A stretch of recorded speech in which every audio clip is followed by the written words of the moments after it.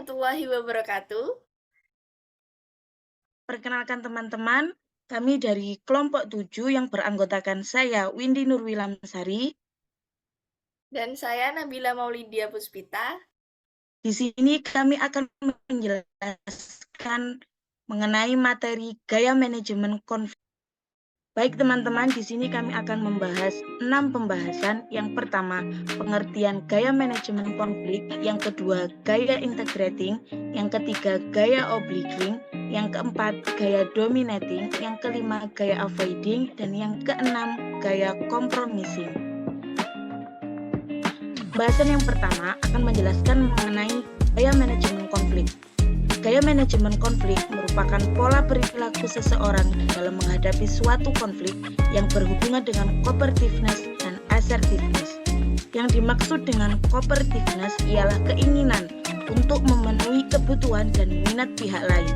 Dan yang dimaksud dengan assertiveness ialah keinginan untuk memenuhi keinginan dan minat diri sendiri. Untuk pembahasan yang kedua, ini gaya integrating.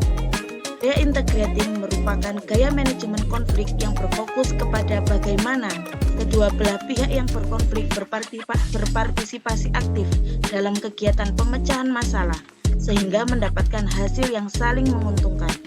Gaya manajemen konflik ini bersifat terbuka, mau bertukar informasi dengan pihak lain dan menyatukan perbedaan untuk mencari solusi yang terbaik bagi kedua belah pihak. Pembahasan yang ketiga yakni gaya obliging. Yang dimaksud dengan gaya obliging merupakan gaya manajemen konflik yang lebih mengutamakan pihak lain daripada diri sendiri. Gaya obliging cenderung rela mengorbankan kepentingannya untuk kepentingan orang lain dan untuk menghasilkan suasana yang tentram. Baik, untuk pembahasan yang keempat adalah gaya dominating. Gaya dominating ini tidak akan menggubris kepentingan orang sama sekali, mereka akan fokus pada kepentingannya sendiri.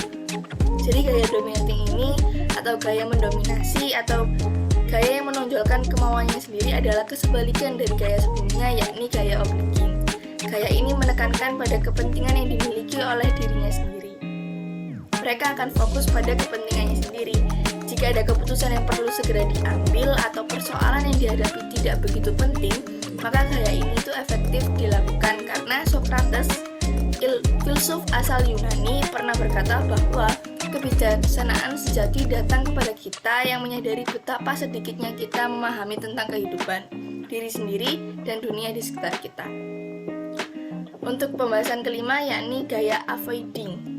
Nah, gaya avoiding atau gaya menghindar adalah gaya untuk menghadapi sebuah konflik dengan menghindarinya, seringkali digunakan oleh pemimpin yang memperlihatkan rendahnya derajat kepeduliannya terhadap diri sendiri dan juga orang lain. Nah, gaya avoiding ini bertujuan untuk melindungi kondisi yang saat ini sedang berjalan. Beberapa orang tidak pernah menanggapi adanya konflik. Jadi gaya avoiding ini hanya mengabaikan konflik untuk sementara saja, tetapi tidak untuk menyelesaikan konflik tersebut. Nah, orang yang menerapkan gaya ini itu hanya bisa digunakan ketika efek disfungsional potensial dari menghadapi pihak lain melebihi manfaat dari penyelesaian konflik.